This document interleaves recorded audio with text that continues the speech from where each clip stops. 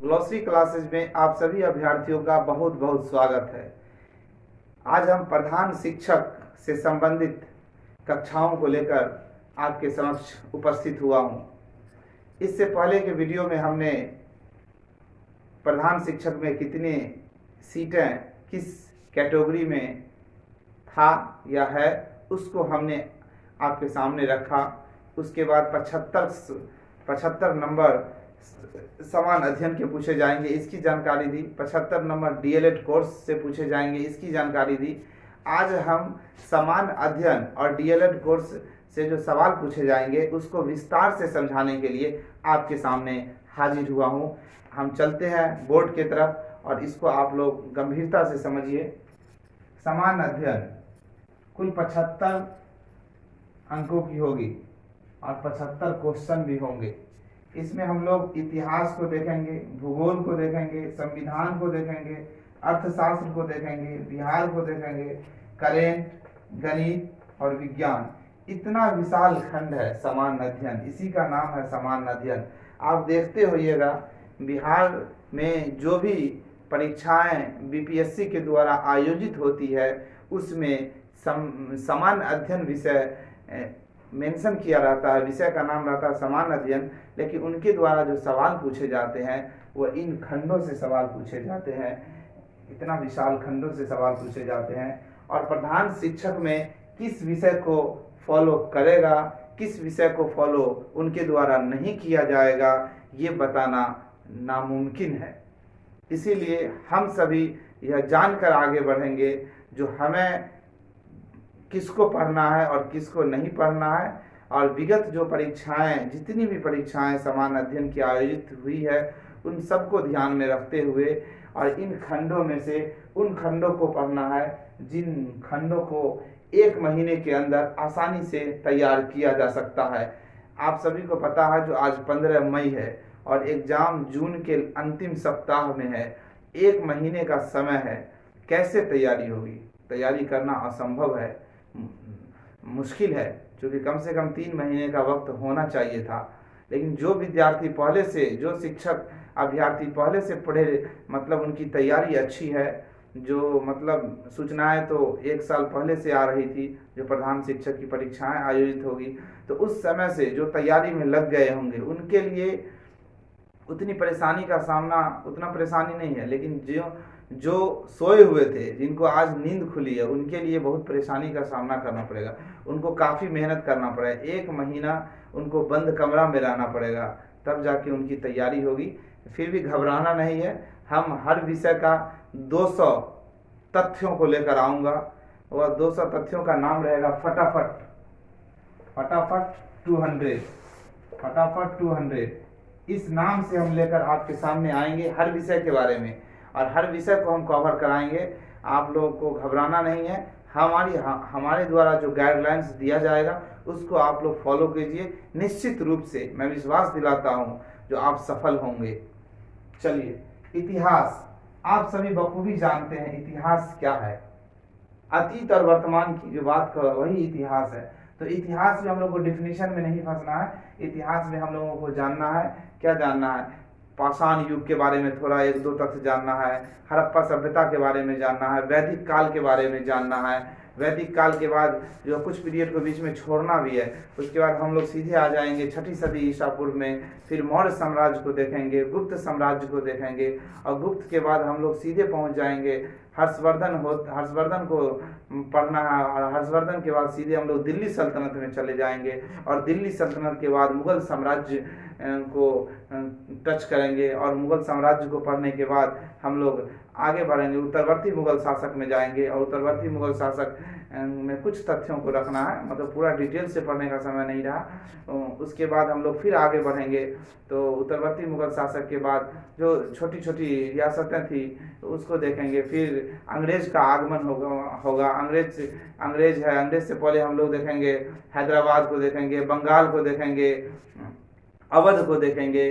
फिर उसके बाद हम लोग जो है आगे बढ़ेंगे और अंग्रेज को देखेंगे, और अंग्रेज के बाद हमारा जो स्वतंत्रता संग्राम है, जहाँ से सबसे ज़्यादा सवाल पूछने की प्रबल संभावना है, स्वतंत्रता संग्राम से बीपीएससी को बहुत लगाव है, बीपीएससी को बहुत प्यार है, इसीलिए स्वतंत्रता संग्राम को हम लोग अच्छे से अध्ययन करेंगे और भारत आज़ाद हो जाएगा और नेहरू जी लाल किले पे झंडा फहरा देंगे, इतिहास की समाप्ति हो जाए, इतिहास का जो है कक्षा समाप्त हो जाएगी। उसके बाद हम लोग देखेंगे भूगोल।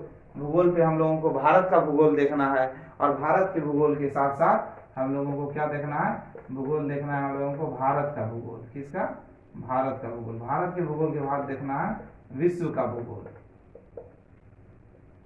विश्व का भूगोल ये बहुत बड़ा खंड है, विश्व का भूगोल। भारत का भूगोल भी बड़ा खंड है, लेकिन हम जो 200 फटाफट 200 लाएंगे उसमें निश्चित रूप से वैसे सवाल को जो बीपीएससी जितनी परीक्षाएं आयोजित की है बीपीएससी, उसमें कुछ प्रश्न ऐसे हैं, 50-60 प्रश्न ऐसे हैं जो हर परीक्षा में उनका जो है चक्री की तरह घूमते रहता है वो सवाल। तो वैसे सवालों को हम जो है इसमें डालेंगे और जो पूछने की संभावना है उसको भी हम इसमें रखेंगे। तो भारत का भूगोल देखना है, भारत की लंबाई चौड़ाई उत्तर से दक्षिण जो है 3214 किलोमीटर है, पूर्व से पश्चिम जो लंबाई है उसको देखना है। भारत में कुल 28 राज्य है और 8 केंद्र शासित प्रदेश है, इसको देखेंगे हम लोग। और इसी में राज्य और राजधानी भी देखेंगे। हो सकता है राज्य और राजधानी भी पूछ दे। झारखंड की राजधानी रांची है, बिहार की राजधानी पटना है, उत्तर प्रदेश की राजधानी लखनऊ हुआ, मिजोरम की राजधानी आइजोल हुआ, गुजरात की राजधानी गांधीनगर हुआ, उत्तर प्रदेश की राजधानी लखनऊ हुआ। इस तरीके से सवाल पूछे जा सकते हैं। उसके बाद कौन सी नदी है इसके बारे में पूछी जाएगी। भारत की सबसे लंबी नदी कौन है, तो गंगा है, 2525 किलोमीटर है। बिहार किस किस राज्य से गंगा बहती है, इन सारी चीज़ों को देखेंगे। दक्षिण भारत की सबसे लंबी नदी गोदावरी है, इसको देखेंगे हम लोग। इस तरीके से पढ़ेंगे। उसके बाद हम लोग संविधान को देखेंगे।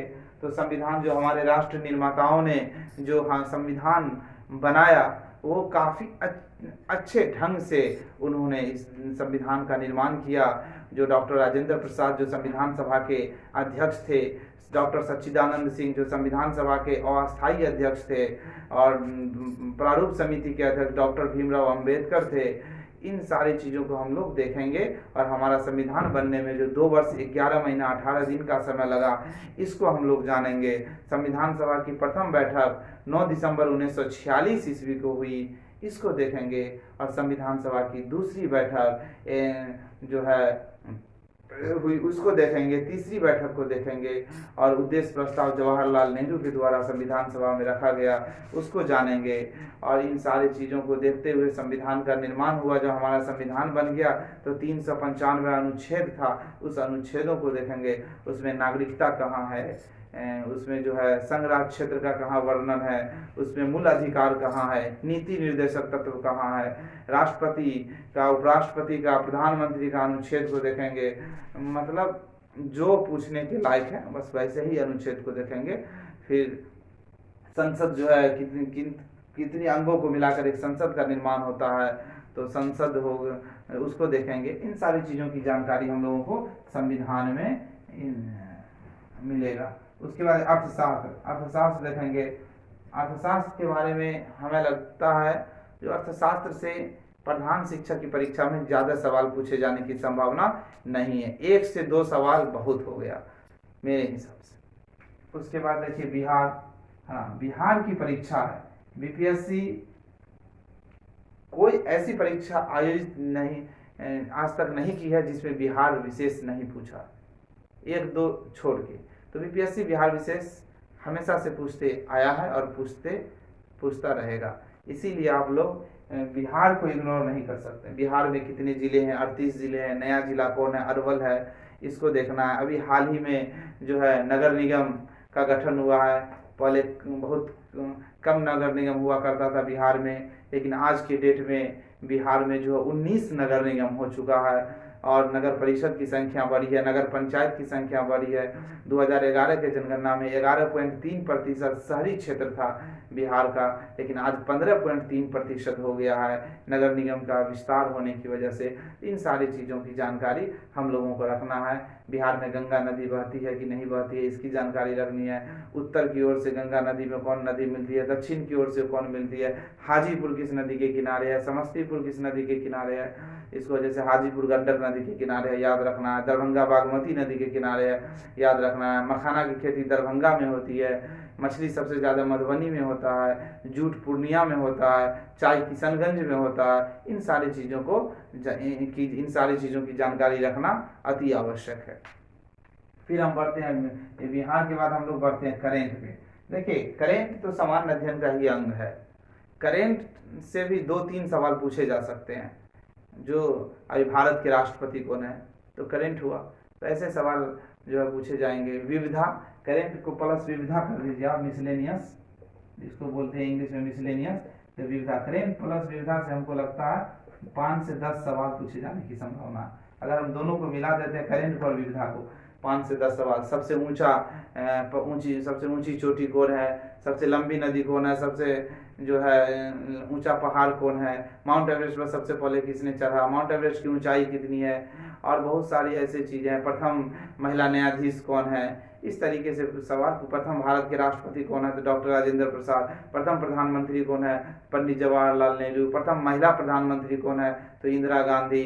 इन सारी चीज़ों को पूछा जा सकता है, इसीलिए इसको ध्यान में रखना है। उसके बाद गणित से भी 2 से 3 सवाल पूछे जा सकते हैं। 3 नहीं चाहिए, उसको आप कह सकते हैं 3 से 6 सवाल गणित से पूछे जाएंगे। और गणित में क्या पूछा जाएगा, अगर प्रधान शिक्षक की परीक्षा में गणित पूछी जाएगी तो LCM SCF यही सब पूछी जाएगी। LCM SCF इस तरीके से समीकरण जो होता है ना, इक्वेशन टाइप का, छोटे छोटे सवाल पूछे जाएंगे। उसके बाद विज्ञान तो मेरे हिसाब से नहीं पूछना चाहिए था, लेकिन सामान्य अध्ययन का विषय है विज्ञान, इसीलिए हमने यहाँ मेंशन किया है विज्ञान को, अन्यथा हमने मेंशन नहीं करते। लेकिन सामान्य अध्ययन का विषय है विज्ञान, तो हम मान के चलते हैं अगर विज्ञान पूछेगा तो 2 नंबर बहुत हो गया। अगर पूछेगा तो 2 नंबर से ज़्यादा नहीं पूछ सकता। गणित अगर पूछा जाएगा तो 3 से 6 नंबर से ज़्यादा नहीं पूछा जा सकता है। विविधा तो ये तो पूछेगा ही, 5 से 10 नंबर का ये पूछेगा ही। ये हो गया बुलेट पॉइंट, करेंट और विविधा। बिहार पूछेगा ही। अर्थशास्त्र में हमको डॉट है, फिर भी मान लेते हैं हम 1 से 2% अर्थशास्त्र में। संविधान निश्चित रूप से पूछेगा, भूगोल निश्चित रूप से पूछेगा, इतिहास निश्चित रूप से पूछेगा। तो इसमें अब हम दिखाते हैं उन सब्जेक्टों को जो पूछा जाएगा, जो नहीं पूछा जाएगा उसको हम डिलीट करते हैं यहाँ से। 1 से 2 नंबर का पूछा जाएगा, ये सब इस पे कमांड करना है, इस पे बस इतना सब्जेक्ट पे कमांड करना है।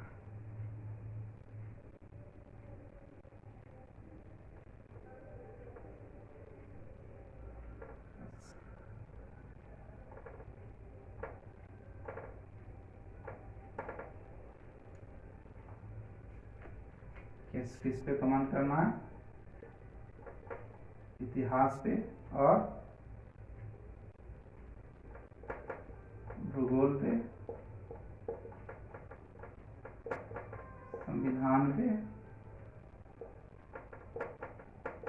बिहार पे और विविधा पे। 1 2 3 4 5, सिर्फ इस 5 को अच्छे ढंग से पढ़ना है। अगर आप लोग किताब पढ़ सकते हैं, समय है, तो हम बुक लिस्ट यहाँ बनाए हैं, लूसेंट गाइड और प्रैक्टिस सेट। लूसेंट आप ले सकते हैं बाजार में, ये लूसेंट है, दिखाई दे रहा, ये लूसेंट है।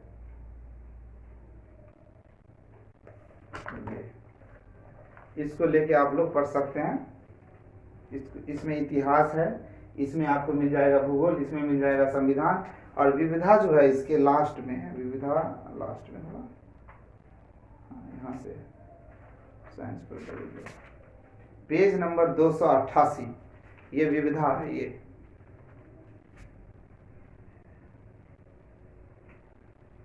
इस विविधा को यहाँ से लेके लास्ट में, लूसेंट के लास्ट में ये विविधा है, और इसको अच्छे से पढ़ना, पूरा विविधा पे कमांड करना। यहाँ से 10 सवाल पूछे जाएंगे, इसीलिए विविधा पे मजबूती से कमांड करना। यहाँ से इधर लेसन 9 है लूसेंट का, और इसका स्टार्टिंग जो है वो इतिहास से है। स्टार्टिंग है इसका इतिहास से, ये इतिहास देख रहे होंगे आप लोग स्क्रीन पे, ये इतिहास से। तो इसीलिए एक इसको लेना है, इसमें सारा सब्जेक्ट है और उसको पढ़ना है, सिर्फ इसको लेना है, और दूसरी कोई किताब खरीदने की जरूरत नहीं है। ये बाइबल है जनरल कंपटीशन का, यह बाइबल है, इसीलिए इसको अच्छे से पढ़ना है और निश्चित रूप से इस किताब को खरीदना है। उसके बाद 75 मार्क्स यहाँ से आपको तैयार हो जाएंगे। हाँ, जिसके पास समय है, जो लूसेंट पढ़ चुके हैं, उनके लिए है जो बाजार में इस तरीके की किताबें आती है, इस तरीके की घटना चक्र निकालती है। ये घटना चक्र है। इसमें क्या होता है, चित्रात्मक शैली से आ रहा है ना, अच्छे से चित्रात्मक शैली है, इसका स्क्रीनशॉट ले लीजिए आप लोग। और चित्रात्मक शैली है इसमें चित्र के द्वारा जो है पढ़ाया गया है, मतलब जो सवाल पूछे जा सकते हैं बस वैसे ही सवाल को इसमें मेंशन किया। मेरे हिसाब से अगर लूसेंट आप लोग पढ़ना नहीं चाहते हैं तो इस किताब को लेके पढ़ सकते हैं, लेकिन इसमें समझना आसान बात नहीं है। इसमें वही लोग समझ सकते हैं जो पढ़े हुए हैं पहले से लूसेंट को, या कोई भी जनरल कंपटीशन की तैयारी कर चुके हैं। इसमें उन्हीं लोगों को आसानी होगा समझने में, क्योंकि कोड वर्ड में लिखा हुआ है। इसीलिए बेहतर है जो लूसेंट आप लोग पढ़िए। हाँ, डीएलएड के लिए बहुत सारा गाइड है। कितना गाइड पढ़िएगा, इतनी इतनी मोटी किताबें हैं डीएलएड का, ये सब पढ़ना जो है संभव है नहीं। तो इनके फेरा में मत पढ़ना है, ये गाइड उनके फेरा में पढ़ना है। बताइए 1 साल का इतना गाइड है, 1 साल का इतना गाइड है, दिखाई दे रहा है। इतना पढ़ना, ये फर्स्ट ईयर का है और सेकेंड ईयर का अलग है, तो इतना पढ़ना संभव नहीं।